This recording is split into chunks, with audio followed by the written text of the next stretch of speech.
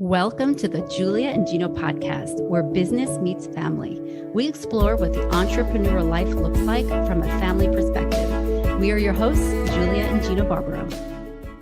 Hey everyone, this is Julia Barbaro, host of the Julia and Gino podcast. I'm here with the co-founder of Jake and Gino, my husband and co-host, Gino Barbaro. Julia, how are we doing today? Amazing, as usual. We've got Eda and the white fox on today. So let me introduce Eda. Eda, by the way, your hair looks great. Curly hair. My wife, that's the first thing my wife said to Eda when we got on the call. And Nathan, you're rocking it too, bro. We're excited to be interviewing Nathan and Eda, the founders of Walldorf Capital Ventures. Nathan and Eda are passionate about helping people achieve financial freedom and generational wealth through secure, passive, and profitable real estate investments. Welcome to the Julia and Gino Show, Nathan and Eda. Well, thank you all for having us. Pleasure being with y'all this afternoon. Thank you, guys. This is an exciting podcast for me because I do love talking to couples that work together. And of course, you're into multifamily. And so my husband is thrilled about that because he's going to love this conversation. So it's good all around.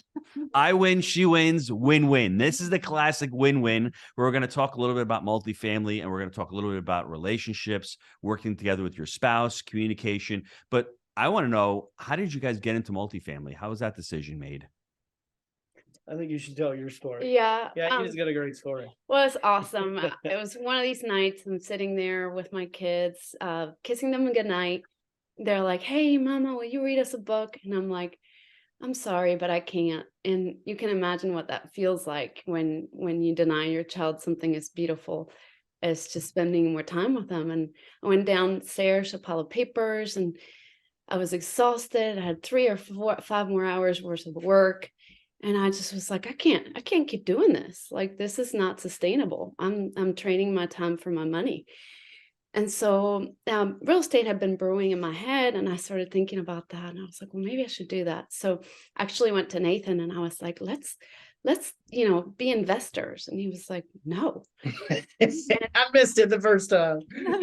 And I was like, okay, well, back to square one. What do we do? And so then I started convincing myself again and trying to convince him and convince the world, when you have a premonition and you're like, this is what I'm supposed to do. And so then I kind of kept after it. And one day I found this decrepit, horrible old house and we bought it. And so that was kind of like this aha moment. Here we go. And then after that project, I actually had a profit and then it just kept going. She remodeled it and we resold it. Yeah, I made a profit. And then the next thing was like, all right, let's build a spec home. So we built a spec home. And the next thing is like, all right, I'm going to get my real estate license. I'm going to get my designer's license. I'm going to get my commercial and residential general contractor's license. I was like, education all in. So for the next decade plus, I spent my time doing property management and just immersed full-time real estate investor. I loved it. Finally was doing what I loved. And so then we just kept talking. We're like, all right, we're ready to scale this thing. And so we decided we need to look at what's next. What can we do that will take us to the next level? So Nathan and I started talking. We're like, we should do multifamily investing. And so we're like, all right, let's find some of the best mentors in the nation. And so we went all in. That was the only way to do it. So we invested hundreds of thousands. We went in with the networks that all over the nation.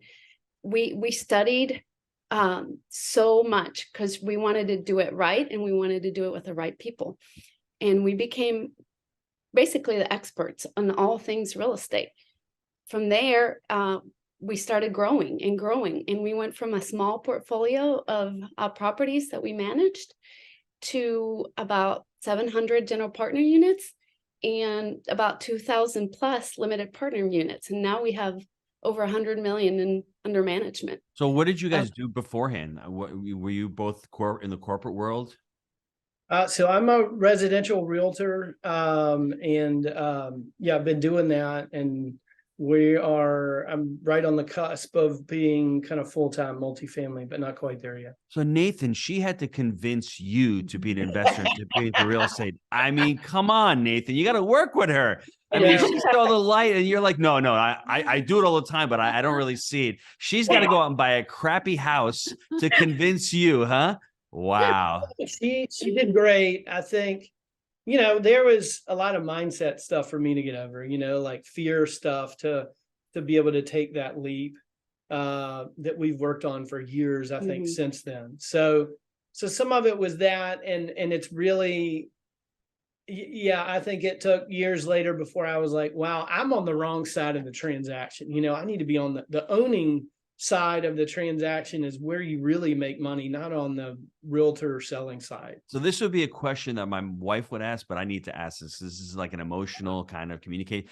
Nathan, honestly, what was the thought that went in your mind when she asked you and told you we need to be investors? Let's be honest here, because this is a moment that a lot of our listeners, they come against. And when I told my wife I want to become financially free, I want to move to Florida, her first inclination wasn't like, let's do this. That's a great idea. She probably said, "Are you smoking something?" Okay. I actually said okay. Yeah, but it wasn't like, let's do it. It wasn't like listening knows that story. It wasn't like, let's go do it. It's like, okay. There was no excitement. That's true. Yes, that's true. So what went through your mind? Like a lot of couples, like one's usually the brakes and one's usually the gas. And Eda's definitely the gas. If you haven't noticed by like all the, the GC license and all the stuff, the degrees she got, designer degree. So I think I was thinking, I don't know about that. I don't know if we have enough money, to do this. And I think I was thinking about the risks and instead of thinking about, that's where my mind was, honestly, that time. It was on the risk rather than on the return. Okay. So once you see things are working okay, how do you switch your mindset from the risk to the return and saying, okay, I'm all in. This makes sense to me now. When did that moment come for you? That's a great question. I don't know. It's kind of years down the line as she kept basically. So what I did is I made money and real estate sales to pay all the bills and kind of was like, let her invest and reinvest. So as the portfolio kept growing, and as she continued to be able to run properties successfully and really, turn a good profit, and wonderfully enough, turn profit, but not pay a lot of taxes on it. It's great, and slowly I started watching our net worth go up. And so I don't know if there was a definite moment in time, but it unfortunately, it took me too long. Let's put it that way. So, this is before Julia jumps in here. I have to ask this question to you specifically. Yeah. Were you frustrated with him? Be honest. Like, were you like, bro, do you see? No, and listen, I could answer that one.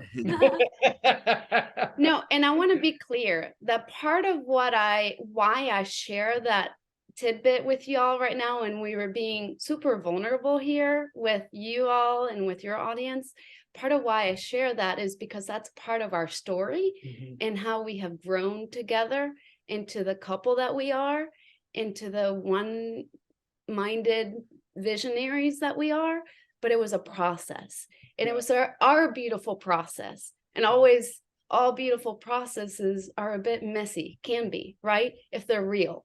And so because we're real people with real struggles and real obstacles in our minds, we experienced that. And I think that's that was part of what makes this like new partnership that we have together that much stronger.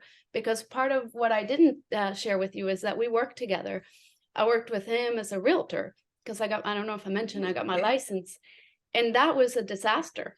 Yeah, we didn't do that very well. And so when we did that, I knew I never want to work with my husband again. That's what I knew in my mind.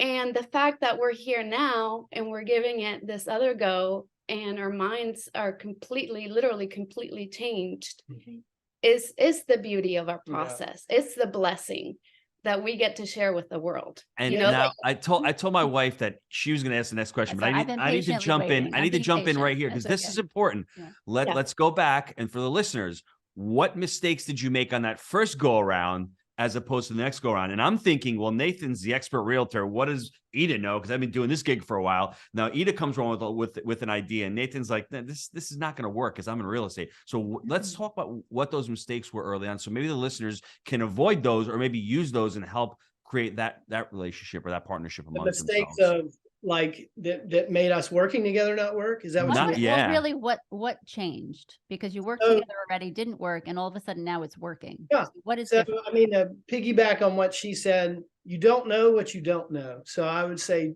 12 plus years ago, we didn't know how much mindset stuff we needed to go through to get to the point of, I mean, when you're staring down raising equity, raising $13 million for a project, you got to have a good mindset to do that. Like that would scare the tar out of most people. So I would say, as business people, we make goals for our business, but we never make goals for our family. And I think way back then, when we first worked together, we didn't make goals for how we were going to relate to one another, for how that business relationship was going to work. And to be honest, my failure was treating my wife more like an employee than a partner. And I would say this time around, we both got super excited about multifamily investing, and that's just been one of our commitments. Like, we're going to do this together, but we're going to do it in a way where we work in a healthy way together. I never do that, Nathan. I never treat her like an employee. Never. It's never happened. I don't even know what you're talking Now about. we're always working with one It's all another. new Right? information to me. Well, you know what it is? It's one of those things that I can just go turn to her and she can do anything for me. Like the studio, setting up the studio, ordering something, whatever it is. And sometimes I take that for granted. And there's so much that she does behind the scenes. And sometimes I should be able to say, hey, thank you, for doing that stuff. Yes, thank you. I appreciate that. In the end all, I think it was a real God thing. Like, Eda's super sharp, and she really helped me grow my business. And it was a big loss for me to lose her, for her to go, yeah, I'm not doing this realtor thing anymore. I'm going to go invest. But it's sort of like, I think God created her to do that. I think that's the higher thing that God wanted her to do, and not be a realtor with me. So, in the end all, everything worked out the way it should have. But Yes. And all the experience, I never say I regret, because all that experience brought you to where you are now. And I think that's so important. A lot of times we think about the regrets, and I should have done this, I should have done that, but it wouldn't have brought you to where you are. I love that you are so honest, because there are so many couples out there that are struggling. They want to work together. They want to do these things, but like you said, the personal development part is missing. And so they just go in as the business, as the business partners. And then their marriage is stressed, the relationship is stressed. Even if it's a friend that you're working with, that friendship is stressed. And so give us an idea of what personal development you worked on specifically, because that to me was huge. And I could tell you, with the two of us, that's what changed our relationship as well. Yeah. Personal development is, like, personally, I'm addicted to it. Yeah. That's all. If I could do something full time besides real estate, Yes. and I do both at the same time, is just invest in myself, invest in becoming. My purpose in life is to become the best version of myself I possibly can, and encourage the people that I love to do the same. And so that's a thing in our family. We've been doing it for years. I don't know if y'all have heard of a seminar called Landmark Worldwide. Our children have done that. We've been to Tony Robbins. There have been some more less known conferences and trainings that we have done over the years. We're always doing something. In fact, we just this past December rented a cabin in the woods, just the four of us, our kids and the two of us. And we did 6 days of immersive Date with Destiny with Tony Robbins. with our kids, with our children, together as a family. And it was raw and it was messy, but it was beautiful. I mean, by the end of that journey, our kids would literally unprompted come up to us and say, thank you for investing in me and helping me grow and helping me have tools to live the most beautiful life that I can. I mean, that's paraphrased, but that's literally their heart. And that's what they shared with us. And like, we're all like, we do crazy stuff around here, like priming and jumping like Tony Robbins does. And, nobody looks at it like, what is she doing? Why is she being weird? I'm meditating, they get it, whatever we are doing, we're this like beautiful community where we just love and support each other. And I'm just so thankful for that. And it's like, it's something when you were talking about, Julia, about not having regrets. One of the things that we have learned from Tony Robbins is something called effective blaming.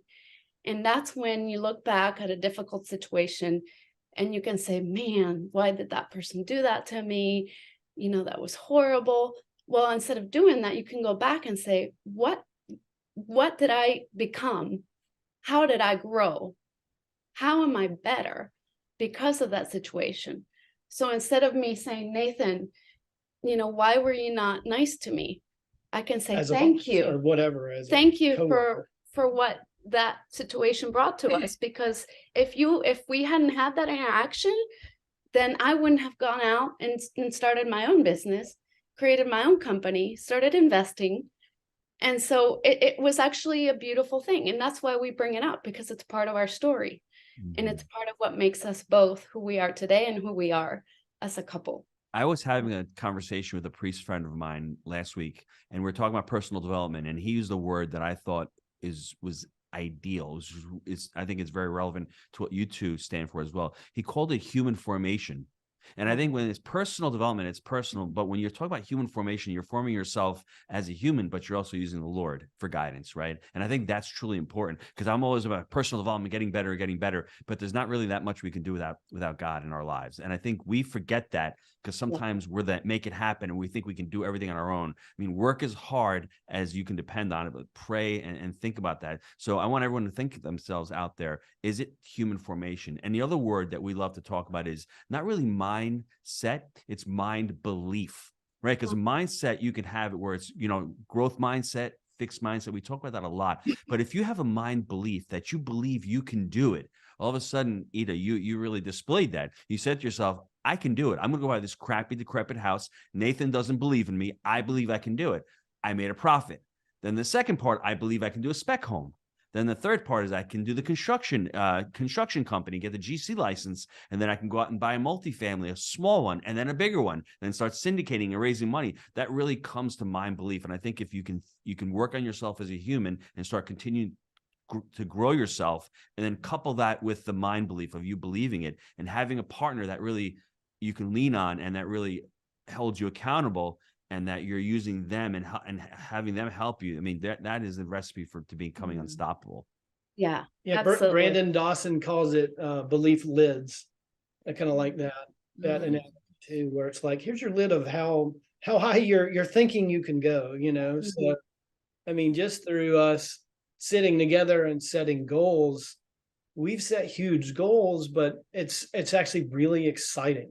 Mm-hmm. Set bigger goals than I'm used to setting. And I'm really excited about the direction we've got and where we're going to go with our business. So. Nathan, I'm curious. You had said earlier that you were more cautious. You wanted more details, and your wife is go. And I feel like kind of like that's how we are. I'm always questioning everything he asks. Yeah. It is fun to question, I think. But are you still like that, or have you changed in a sense, or how have you changed since when you first started working together? Well, I'd say, like we were talking about, my belief lid's gotten higher. Yeah. It's hard to have a belief lid as high as hers, but I'll be real honest. So I'm hoping less so. I know less so than it used to be.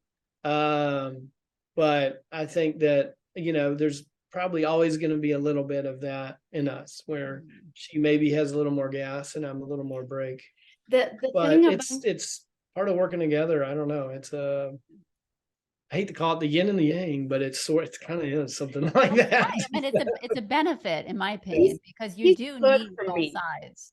Because otherwise, you're just going to go blindly and take these crazy, chances. Yeah. Who knows where you end up? Or you're the other side, and you're always cautious, never making taking a step.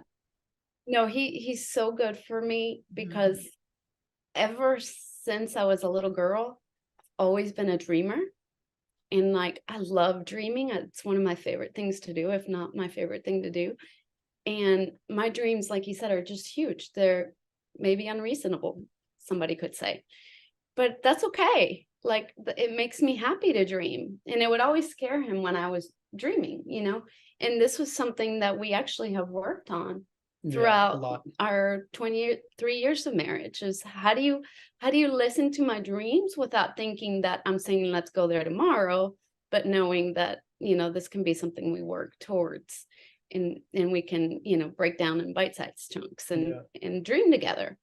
Nathan, you had talked about the belief lids, you call them. There's a book, everybody, that I think you should all take a look at. It's called Mind Works. I think the author is Gary Vanderwerm. We're going to be interviewing him in a few weeks, but he's got something called belief bubbles, and we call them limiting beliefs, where you're on your journey early on. I would caution and challenge everyone listening to this. What are your belief bubbles out there? Nathan's belief bubble was, I don't want to be an investor. And that's what it is. But then your belief bubbles, they start. Exactly. Yes. That's another belief bubble, right? And then what happens is, as you start to grow and you go down your journey, you start cautioning and you're looking at that from a different paradigm. All of a sudden you made money in that house and you're like, okay, let's see if we can do another deal. And the belief bubble expands. Whereas most of us, if we don't have a partner egging us on, you'd still be back at that space. Can you imagine yourself if you didn't have Eda there pushing you? So that's why, I mean, to be able to work with your spouse, I think is incredibly powerful, where you have each other to hold each other accountable. And I think that once you shatter that belief bubble, there's another belief bubble that's going to pop up. Well, I can't get into a 20 unit. I can't do that until you do it. Then the belief bubble is, I can't raise $6 million. Then you do it. Then the belief bubble is, I can't leave my job. And then you do it. It's constantly challenging those belief bubbles to get to the next belief bubble, because they'll all be there. You were talking about fear. You'll never overcome your fear. That's okay. We've got a 120 unit deal on the contract. I'm still a little afraid of doing a deal after, owning 1,500. Well, because you're not attached to it. You're not really, it's not part of your focus and your daily thing. So you wouldn't be, you're killing me here. But I think everyone has to challenge themselves with their belief bubbles. And that's really important. And having somebody there to help you pop one, then all of a sudden, and that's why the personal development, the human formation is so important, because when you're sitting around, you're doing the same thing all the time, you're not challenging yourself, and you're not growing as a person, and you're not getting to that next challenge and that next step. I have no question, by the way. I'm just talking here. So Sorry about that. Go ahead, Jewel. Awesome. No, I love this conversation, because, you took us from where you used to be, and you showed us the growth that you made, and even the incredible, the work you put in with your family, with your children. And that's kind of where I want to go, because it's part of the business, in a sense, because we include our children in the business. They unfortunately have 2 life coaches at home that they have to deal with all the time. They're like, Mom, please stop, please stop. just tell me what you want me to do, and that is a challenge for them. But we say that too. I tell her to stop and just tell me what to do. Just tell me. But it's, I'm curious if because they're older. Did you say that they're teenagers and 20? So how do you incorporate them into your multifamily? They're multifamily. So our oldest, I think he'd be fine with me telling this, but our oldest went to a college, Stony Brook, up near where y'all used to live. Discovered that like half the campus goes home on the weekend, and discovered he didn't want to stay there. So he came back to Chattanooga, and he actually worked with us for a semester and most of a summer. And it was actually really cool, because we were doing all this business training.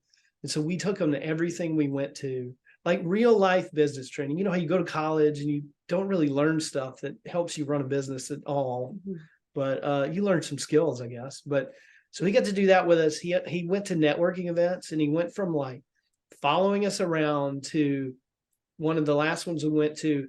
He was like, hey, I just met this guy. You got to meet him. And he'd go bring people to us. And they thought he was so cool. Some 19-year-old, he was still 19 then, talking to them about multifamily. And he'd been doing underwriting and stuff. Our youngest is only, he's now, he's about to turn 19, but I mean, he's still in high school. So he's watched it. That's about it. So. Yeah. But he has done a lot of the mindset stuff with us, because COVID was hard on kids, especially high school kids. He had a lot of stuff to work through. Both of them did. And I really feel like, like we took, the youngest got to go to Date with Destiny last year, and with Tony Robbins. And then he got to go to, I'm sorry, that was this year. Last year was Unleash the Power Within. Yeah, Unleash That the was Power, in 21. UPW. Yeah, that was in So, 21. I mean, he's got life skills that most people don't get till they're 30, Yeah. 40. Yeah, no, that's what I was going to ask you, because that's important. We sometimes we work so much on ourselves, and Yeah. we're so focused on, making ourselves better and all this stuff, that we really do neglect the people living in our house. And, Yeah. even we're trying to work on our relationships. Yes, but it's really about us. And so then we have to, sometimes it's like, oh, so yeah, our oldest two, same, I kind of put them in life coach school first. So before they graduated college, they finished with that. And then my other kids, I think that's a good path for them, just to learn how to talk to people, how to listen to them, and ask questions, because nobody teaches that. I mean, I could teach them, but someone else can teach them probably better than that. So I think that's so crucial to people. Were your kids resistant to when you asked No, them? because they saw the benefit. They saw the benefit in it. And I think that was the one thing. It wasn't like, here's what you have to do. Gino took the course, we saw the benefit. That's why I became one. They saw the benefit in me, and also how I talked to them, and like my mom and all the people in my life were like, wow, that's pretty impressive. And I said, look, take the course, And so my daughter, who went to youth ministry, she has a youth ministry degree. She's like, I actually learned more in this life coach than I did in college. And I said, I know that. I could have told you that already. So it's really important that we not only do, that personal development for ourselves and our relationships with our spouse, but also teach our children, because they have to learn these things too, because it does go both ways. What's the future for you guys? What are you guys looking to do in the next 3 to 5 years? Well, really, I guess it's now our 9-year goal. It started as a 10-year, but we want to get up to 10,000 units in 10 years. And that's been pretty cool. So it's pushing us towards 1,000 units a year. We didn't quite hit that last year. The end of the year was weird because I think there just wasn't as much inventory hitting the market, because the multifamily market got hit like everybody with interest rates going up so much. Where did you pick that number? Just out of curiosity, did you just say, hey, I want to get 10,000? It's just something that I'm dreaming of, or is it some kind of income number? That's the big dreamer. But I think it's very realistic. No, we reversed engineered the numbers. Yeah, that's true. And so we were like, all right, this is our income goal. So how many units is it going to take? And we broke it down, and that's where that number came from. Although I will tell you, I'm not above picking a number out of a hat and calling it, our goal. But that one we actually put a lot of thought into. So we did it together. A big, hairy, audacious goal, but I think what I've learned about goals, particularly in the last few years, is you pick a big goal and you really go after it, and at worst you fall a little short of it, but you've still done way more than you would have done. So you got to push yourself. You got to walk into that fear a little bit. Just like I find myself in the habit of always being uncomfortable. And funny enough, when I'm uncomfortable, that's when I'm comfortable, if that makes any sense to you. Absolutely. 100%. The moment that I'm like sitting still. You're doing what you're supposed to do. Yes. Yeah.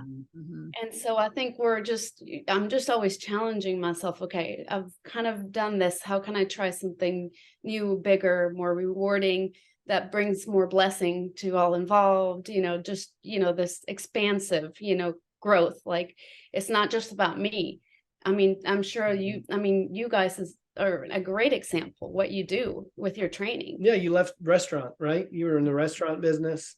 Once you're in the restaurant business, it doesn't seem as if you ever leave it. It always lingers. Because every time you walk into a restaurant, you get the PTSD and you're like diagnosing, and this is what they could have done, and that's what they could have done. But I left it several years ago, and it was one of those things. It was a family business. I truly enjoyed it, truly loved it, but there was just some shortcomings. It wasn't allowing me the lifestyle that I could have. I wasn't able to, I want to say generational wealth, but I wasn't able to scale that business. And it was very hard. It was a difficult business, working on the weekends, working on the holidays. And that was my big why. And understanding that it wasn't aligned with my values really, really gave me the clarity.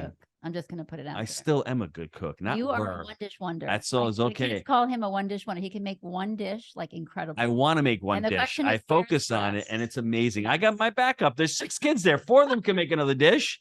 I got that one dish. It's amazing. All of make another. Yeah, dish. what is it? Is it? We want to try it. No, Anything. anything he Anything makes, I prepare, but- whether it's duck, whether it's lobster, whether it's scallops, whether it's picanha, I make that one dish It's not and it is that often. amazing. It's not that often. It's often enough. Okay. But when he That's does, awesome. it's absolutely delicious. Guys, where can the listeners get a hold of you? I want people to learn a little bit more about you and your business and what you guys do. Yeah, so you can go to WalldorfCapitalVentures.com, and we actually we've got a giveaway that it's more about multifamily, but it kind of helps you figure out. It kind of gives you next steps. So if somebody's thinking, so one of your listeners might be thinking about getting into multifamily, but they're on the fence. We've got a giveaway at the Wealth Building. Oh, I'm saying it wrong. Trifecta.com. Make sure you put in the D, or you're going to end up in some cryptocurrency guy's website. So let me say that again. It's the Wealth Building Trifecta.com. Yes. And, and we're offering a bonus. If somebody signs in today, when the show comes out, we'll give them a free 30-minute session where we'll help them figure out their personalized goals. And figure out where they may want to go with multifamily. And I mean, what this is it's a 30-minute call to kind of help you get started. And what it does is help you map out your next steps. So you're not just lost, wondering how the heck you do this. And what this means is you'll be that much closer to that life of your dreams, and really to take your time back. That was a why for both of us. We wanted to take our time back. Yeah. And kind of build legacy wealth. So. What is your for the audience, what is your advice for couples that want to work together, but maybe thought of it like how you did in the beginning? Maybe they want to work together, but they, everyone else is telling them not to, because that's very common. So give them some words of wisdom.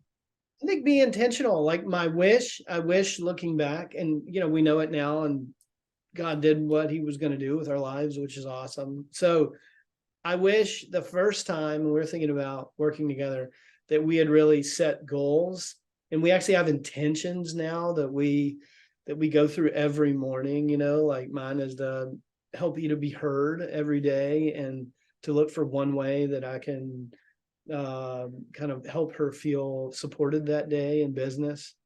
And mine is to help them feel listened to that day, heard. And also men need this, like they need sleep, like they need water, affirmation. Ladies, affirm the men. They need to hear it every day. And that is one of my biggest takeaways from our relationship.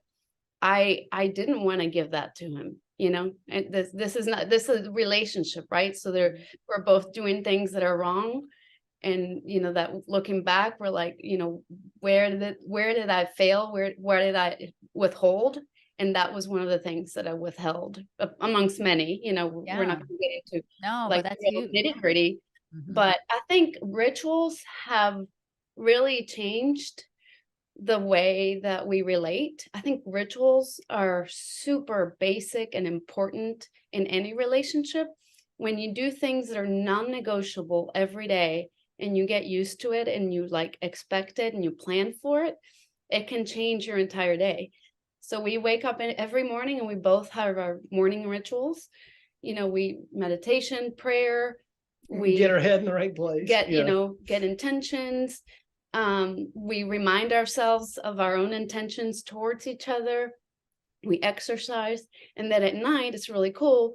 We do this 3 and 3, where we share with each other our 3 wins and the 3 things we want to win the next day. And so it gives us that mentality of we're winners, and we're looking for the positive things always that happen, because we're accountable, reporting back to each other at the end of the day. And then we're supporting each other for the things that we want to create the next day. So it's this beautiful kind of flow of just goodness between us, of encouragement. And I think if you can create that, just simple, sometimes we were talking to a gentleman yesterday at a networking event, And he was saying, I want to work with my spouse, but I want to go to marriage counseling, and I want to do this therapy thing, and I want to do, and he had all these grand, huge things that he felt he had to do before anything could happen. And then we shared with him these small little steps. I'm like, sometimes just doing the small things makes the biggest ripple, And so I just would encourage people to, like, when you change, people around you change. And us changing, and my changing in the way that I am acknowledge that my husband needs to be affirmed made a huge difference in our relationship. And honestly, that me thinking every morning, like, how can I listen to her? How can I help her feel heard?